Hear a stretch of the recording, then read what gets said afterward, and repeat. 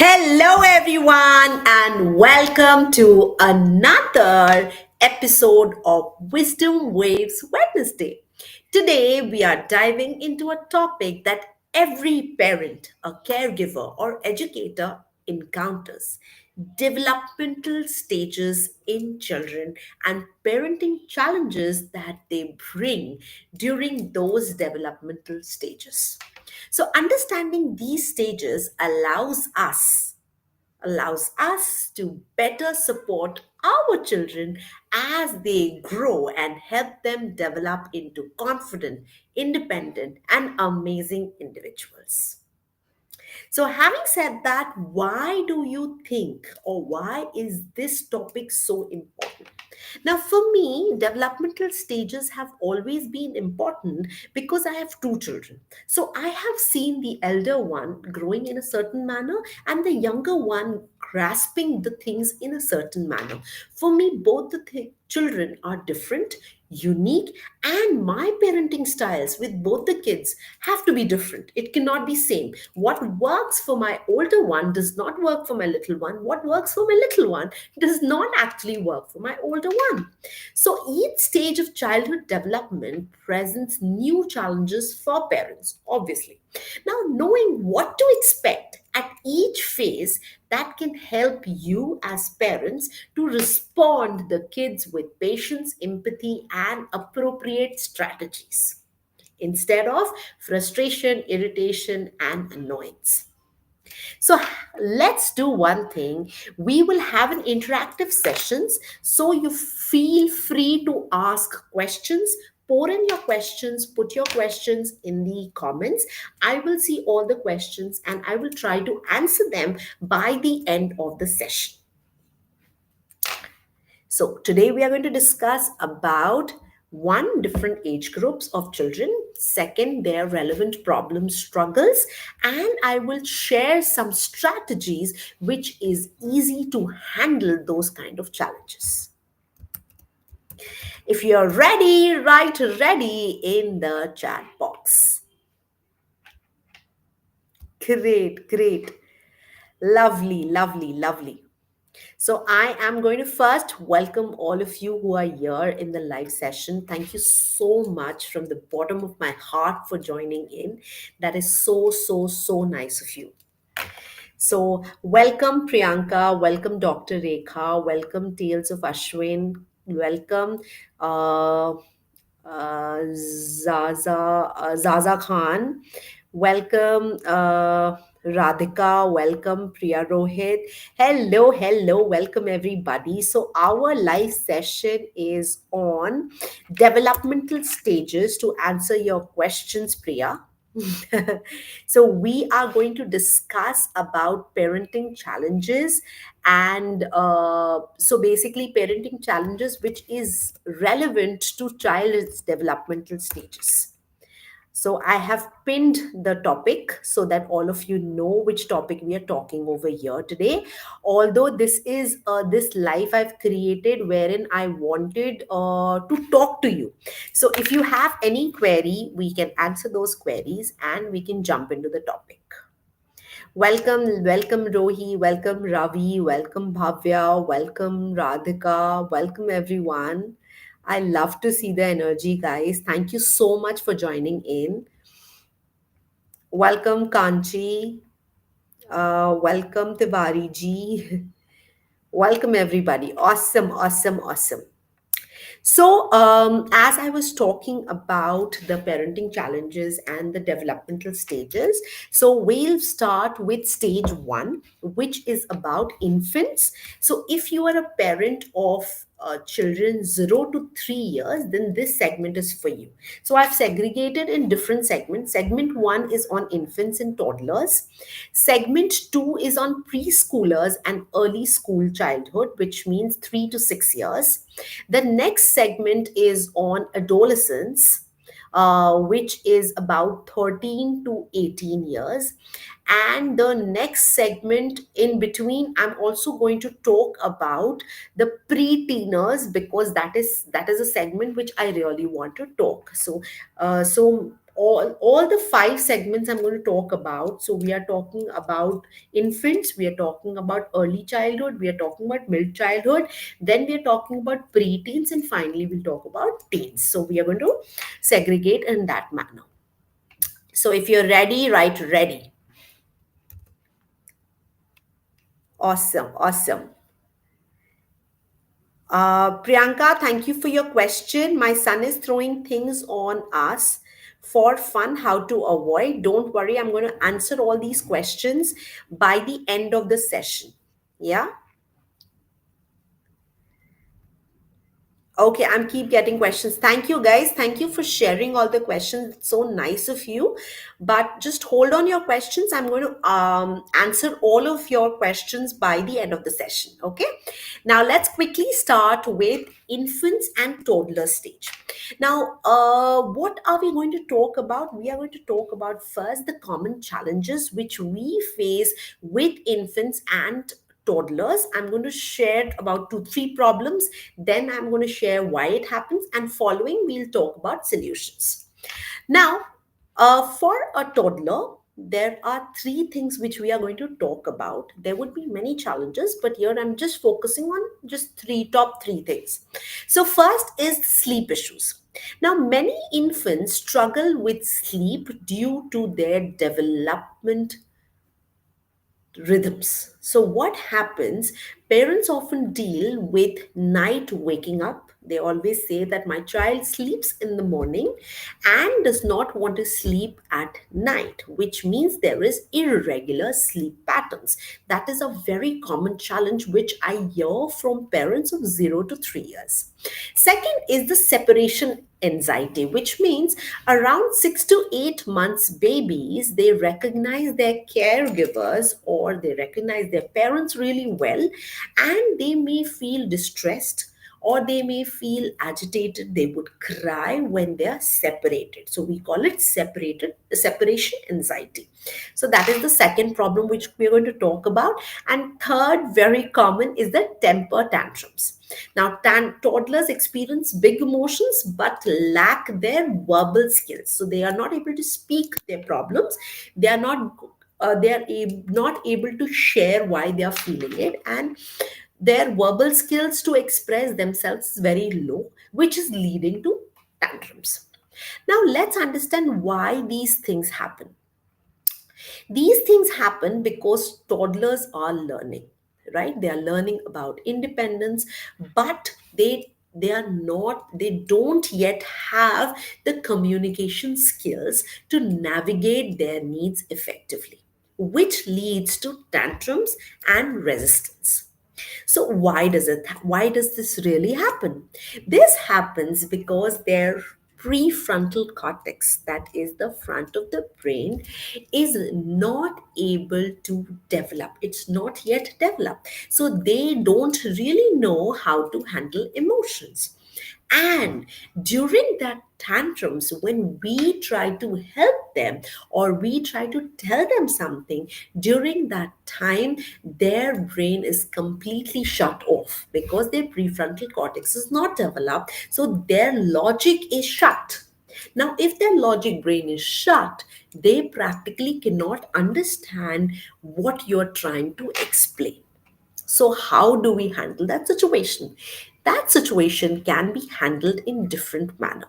One, we need to focus on gentle discipline. So instead of getting angry, annoyed, redirect your behavior and use positive words, positive and reinforcement. Second is try to establish routines, especially for the sleep pattern, food pattern, because predictability helps the toddlers feel safe and secure. Even if you feel that you have to go to office, for example, tell your toddler that I will have to leave for office at 9 a.m. Say it a day before so that the child's brain is prepared and is, although it's, I'm not saying they will not throw tantrum, but predictability helps them understand, okay, this is something which is happening every day, and gradually they will understand, because that is why consistency, predictability, that makes them feel secure. Okay, this is something which is happening every day, so gradually they'll start understanding. And that reduces one, anxiety, and second is your sleep patterns. Because suppose every day at 8 you suppose the child is sleeping. If it is happening every day, the child will sleep. Every morning we'll try not giving them afternoon long naps, try giving short naps. So all these things are something which we need to work around. So, third is I like to encourage communication. Use gestures, simple words, and visual clues to help toddlers express their needs. So try to use those simple words, show them those visuals so that they can talk about their needs, they understand what actually they need. Because if we show them, only then they will know. Otherwise, they would not know how to emote themselves. Now, I use this very whenever I have. It was obviously my children are grown up now, but this I have used it with my children very often. What I had done with my both the kids, I've used this and it has really worked. I call it yes, no, yes sandwich. Suppose if my child is throwing a tantrum and I am not okay with it and I'm not okay in giving that particular thing. So rather than I saying that, oh, stop crying, try and use this. Okay, I understand you're upset because you wanted more of wafers, for example. More wafers. I understand you're upset, but first we need to finish our lunch. But after lunch, we can have it together. So, yes, I started with yes, I know you're upset and you want more snacks. I've validated it. Then I said, but you have to have your lunch first. And yes, again. So, this is a no. No, you have to have lunch first. And finally, yes says, but after lunch, we'll have it together. So, yes, no, yes sandwich. Try this kind of a technique which will help you understanding your own child better. Now, write in the comment section what was the hardest part of parenting a toddler for you? What was that hardest part for you? Yeah, this today's live session, I'm going to make it interactive. That's why I'll keep asking you questions and start typing in all the answers so that I know what are you. Yes, absolutely.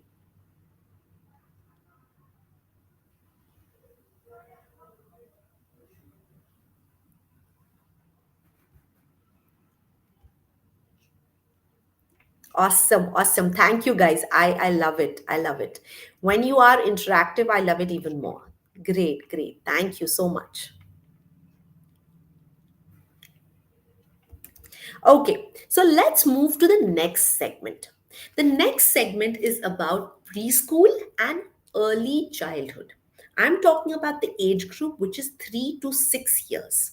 Here we are talking about socialization, independence. So let's understand few common challenges first.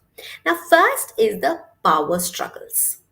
Preschoolers want independence, which can lead to defiance when they don't get their way, which means when the preschoolers want independence and if they don't get what they want to, that leads to power struggles. That's one. Second is fear of new experiences. Some children become anxious about trying new activities, meeting new people, trying new food item. So that is called the fear of new experiences, but it is very common. It is very common at this age group because they are exploring, they are learning, they are seeing different people. And if you are a parent of two, then this is the best time when you can have sibling rivalry because jealousy, competition arises during this time the most, especially when they have a younger sibling. So now, suppose your child is 3 to 6 and you have an older one. So if they're a younger sibling, they are born to have the sibling rivalry because this is the time when they become jealous. This is the time when they become competitive and they feel, Mama, why are you doing that with Didi, or why are you doing that with Bhaiya? Do it with me. Why not with me? I'll do exactly what Bhaiya is doing. I'll do what exactly what Didi is doing. So there's a lot of sibling rivalry. Now, why does it happen? Now, children at this stage are actually testing your boundaries. They are testing limits. They are learning social norms and they are developing those autonomy. अरे वाह, मम्मा तो ना भी बोल सकते, हम तो ना भी बोल सकते हैं मम्मा को. Because till that time, 0 to 3 years, they had only said yes and they knew that this is what mama said, what papa said, this is what is right. But now, in 3 to 6 years, they know there's something called no. And if we say no, then mama papa will listen. So they know very well our psychology rather than we knowing their psychology, because children are very smart these days. So, what do you do in this case? Number one, offer controlled choices. Let children feel a sense of control by providing them limited options. Don't give them 10 options. Okay, do you want red shirt, blue shirt, green shirt, yellow shirt, brown shirt, whatever? No, don't do that. Don't give too many choices. They get puzzled. Give them two choices, just two. Do you want to wear red shirt or yellow shirt? That's it. That's one. So controlled choices is very important. Second is encourage positive reinforcement.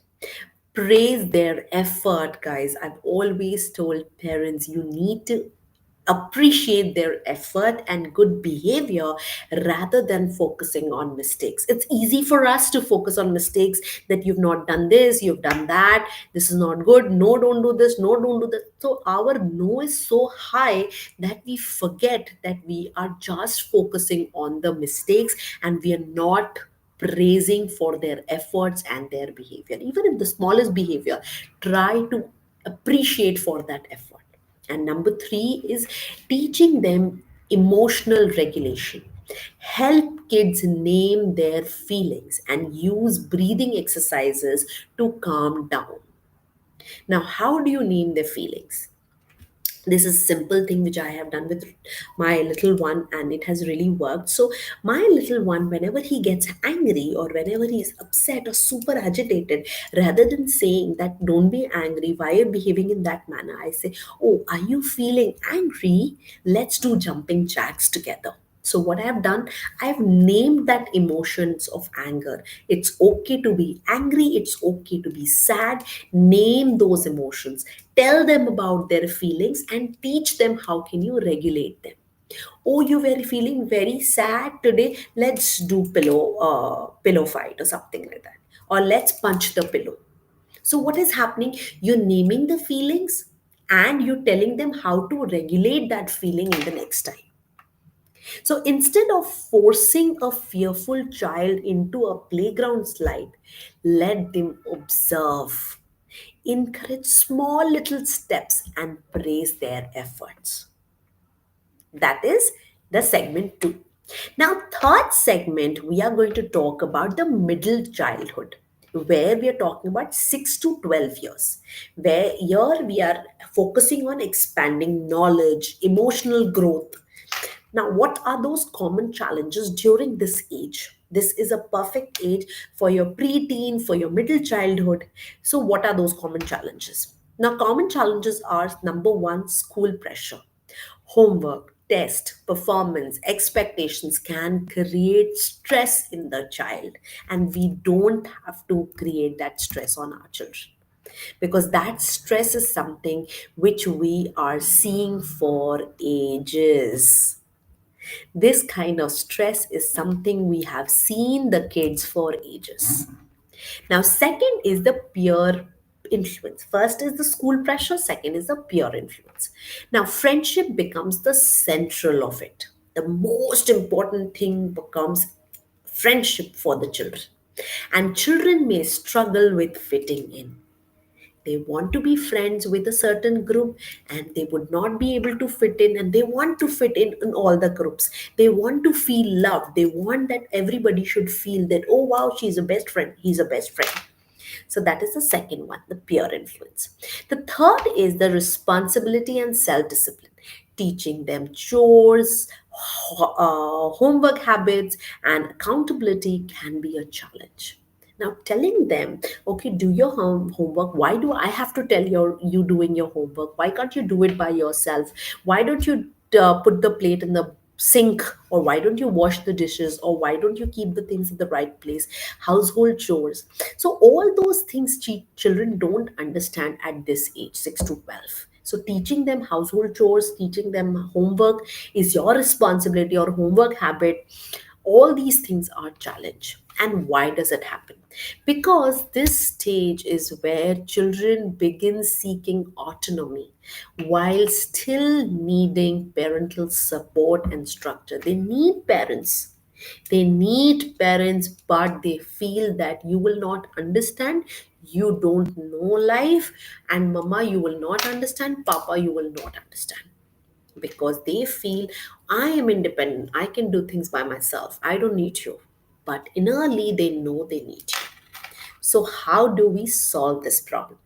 So, there are three things which I'm going to tell you today. Number one is create structured routine. Now, consistent study time and schedule help children manage responsibilities really well. That is number one. So, start creating those structured routines with your children. Number two is encourage open conversation. Ask them about their friendship, interest, struggle without judgment. The best way to create open conversation is go for a solo date with your child. You can be a father, you can be a mother. Learn to go to a solo date once in 15 days. Best is once in a week. But if you don't have time, and if you feel that no, it won't be possible, do it once in 15 days. But go on a solo date with your child so that you can have those open conversation about life, about their interest, and no judgment, no lecture, only listening, only open conversation, only happiness. That is second. And third is teaching them problem solving. Guide children through conflicts instead of solving them for them. So, what do I say over here is teach them problem solving skills. So, the best way to teach these problem solving skills is during the night time. Now, what happens throughout the day? You may not have time. Throughout the day, the child may be busy, you may be busy, their classes, your work, your things, everything. But the night time, create a cute routine with the child, because 1 hour before the child goes to sleep, their yes brain gets activated. There, they are able to understand you better. They are able to manage what you are saying better. So, this is a perfect time to teach them what you want to, rather than lecturing them throughout the day. First, listen to them. Then, tell what you feel about that particular thing, and teach them how they can solve those problems. The best way is also tell about your problems, because when you tell them about your problem and they give you feedback or they give you solutions for it, you are practically teaching them emotional intelligence, you are teaching them creativity, you are teaching them it is okay to have problems, it is okay to get into trouble, but it is important to come out of it. Resilience. So all these things is best you can talk at the night time, 1 hour before the child sleeps. Now, if your child struggles with homework, instead of saying just do it now, ask. Just ask a simple question. What part is hard for you? Let's figure it out together. Maybe it is not the problem of intention, it is the problem that the child does not know how to do it. Also, I have some amazing strategies like the binaural beats.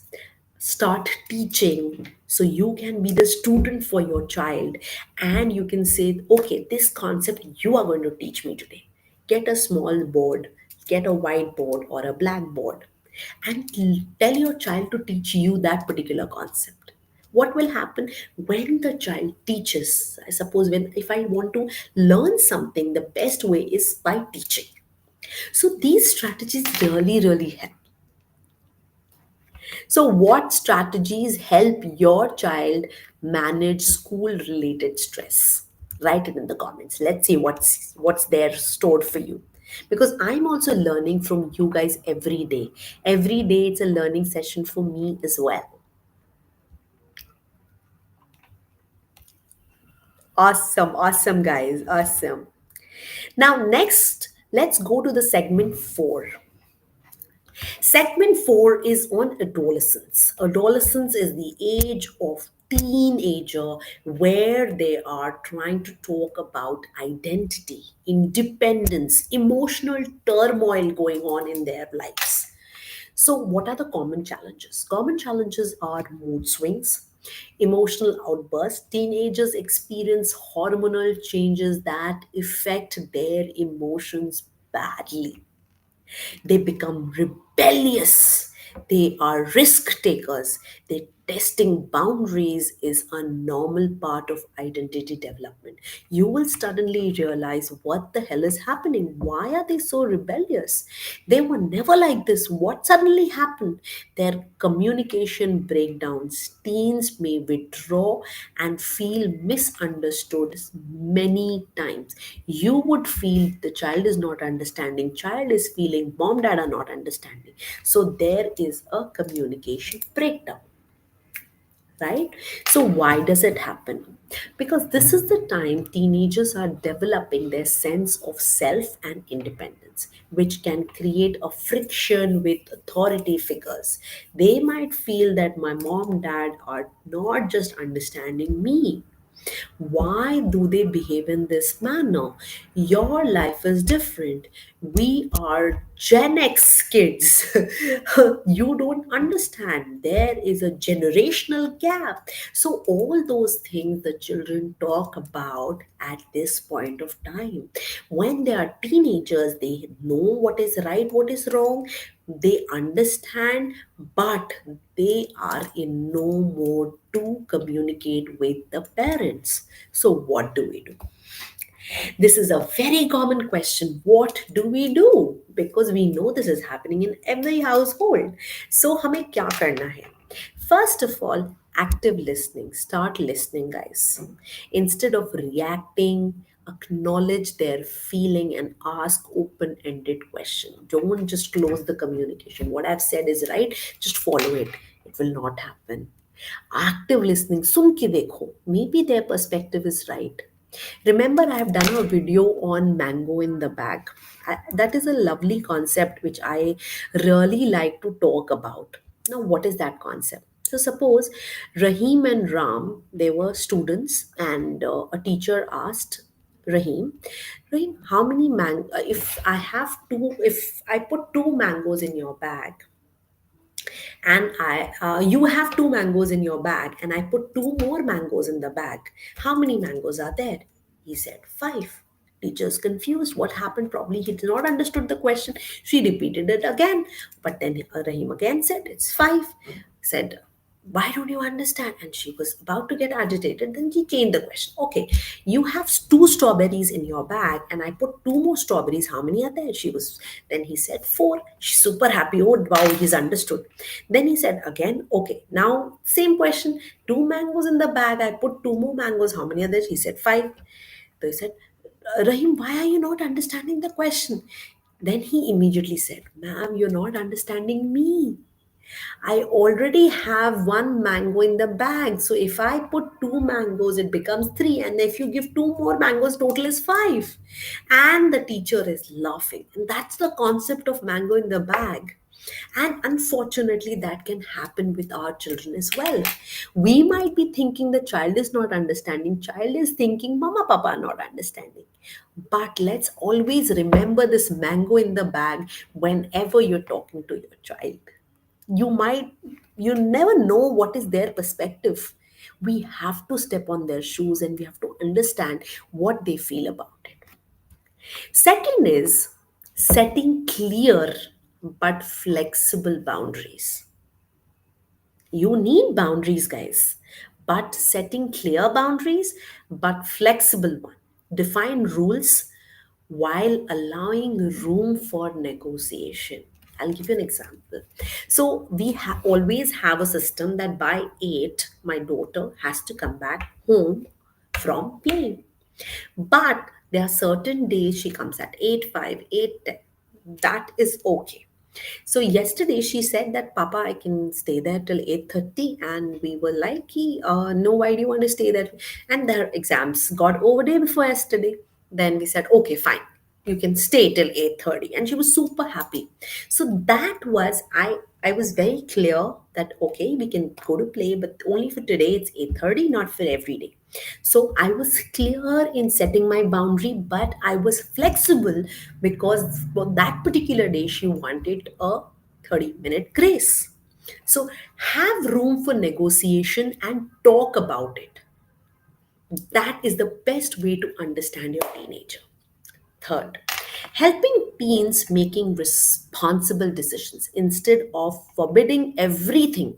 Discuss potential consequences and let them learn from experiences. Don't have to say that if you do this, you will fall into trouble. Let them try it. Let them try it, and till the time they are not physically hurt, till the time they are not mentally hurt, it is okay to try. But if you feel they're physically hurt, be there to help them. But don't forbid them from taking any decision. They will always feel that you are helicoptering on them. You become helicopter parents for that time. But we don't want that. So it's important to give them opportunity so that they can learn from their experiences. So instead of saying, sometimes if you are not going out today, try, let's talk about what this worries me and find a compromise. Anything which is troubling you, any decision the child is taking, it's troubling you. You are not doing this. Don't do that. Okay, let's talk. Let me tell you what is my concern about it. Why do I feel it? And you tell me why should I allow it. Keep the communication open. All right. So now you can ask me as many questions you want. I'm all ready for all your questions, guys. Okay, so questions are coming in. In the meanwhile, let me quickly summarize. So today we explored about different developmental stages and the parenting challenges they come with them. Parenting is a journey, guys. Journey of learning, adaptation, patience. So tell me also, what is that one new strategy you will try in your parenting journey after today's discussion?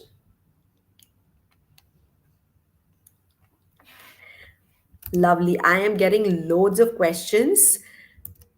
And I really want to know in the comment section what is that one new strategy.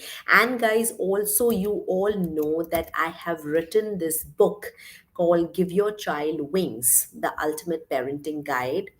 And this is the book all about. It has got all the things which I spoke about. In fact, much more. I have just tried to concise that information which is there in the book. So you will get loads of information. If you want to go ahead, get your copy. Don't forget to get this copy, and you will have loads of learning with it. You can also join my exclusive WhatsApp group for any kind of queries and everything.